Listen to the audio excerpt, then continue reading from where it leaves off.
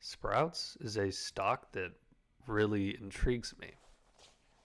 I think it's pretty unusual to see a non-tech stock go up 550% over 5 years, especially when a lot of it, it's up 160% in 1 year. That's unusual, right? I'm assuming maybe a few of you don't know what Sprouts is, but it is a similar. Just imagine it as a Whole Foods, right? They're a natural grocery store. They're a chain. Their market cap's 11 billion. So obviously, if it's 5.5x to just under 12 billion, it wasn't a large company. It's not too large of a company, but it's really intriguing, right?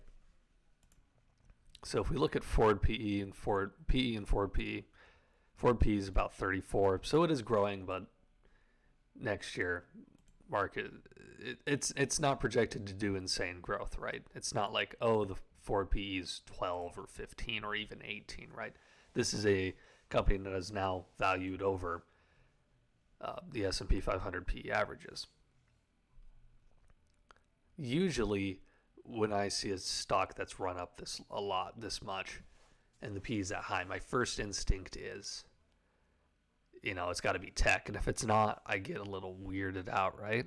I think we all do. Usually we don't expect to see companies like that. However, even with the warning signs, I like this stock. I do. I think there's not a whole lot out there in this market. I think generally stocks that are non-tech that do well often have higher premiums. Ones that you wouldn't really think, right? For example, Wingstop, very high PE, right?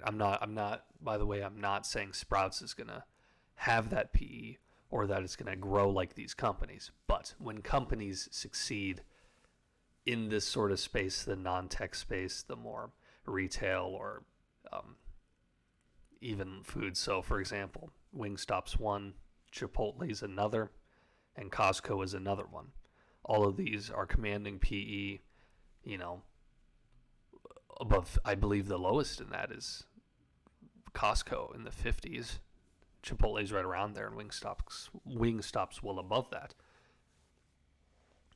So many of these that do perform well demand high premiums. They just do.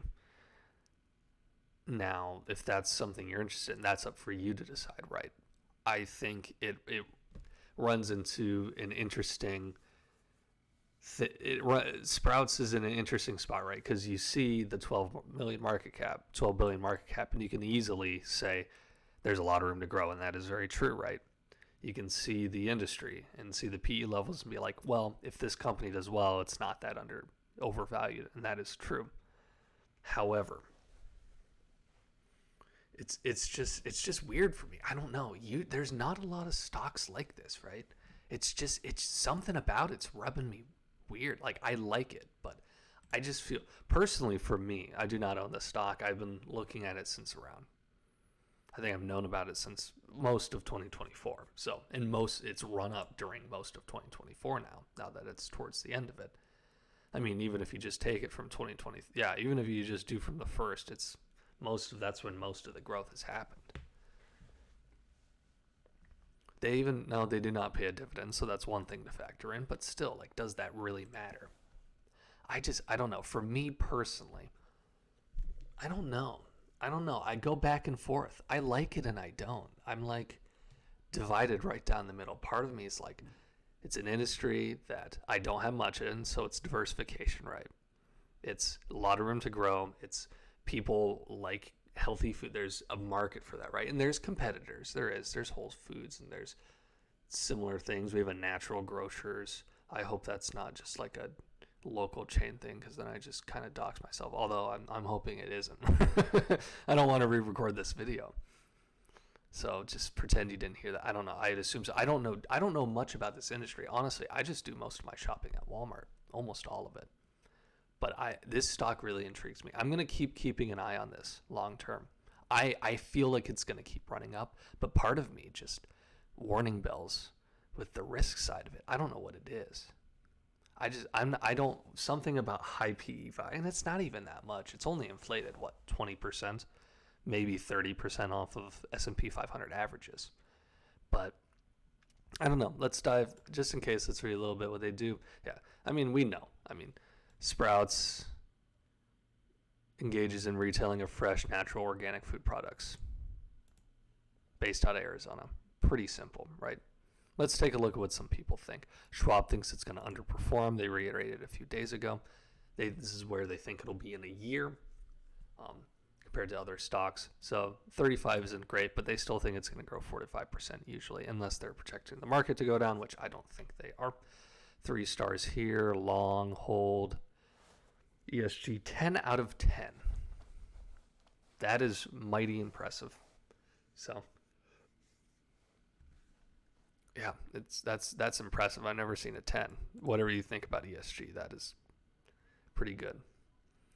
They don't pay a dividend, which for the sector is pretty common, but they are a very small company. Also, they IPO'd. Sorry for the lip smack. They IPO'd in 2014. They really ran sideways for, basically the entire time. If you bought it in 2014, assuming, I don't think they paid a dividend at all, but assuming they haven't, you would have been dead even for a decade. And then you'd be up 180%. Or, so it's interesting. It really is. They got new leadership, right? People love, especially in non-tech. Leadership is the most important thing whenever. But even if your leadership is mid, right?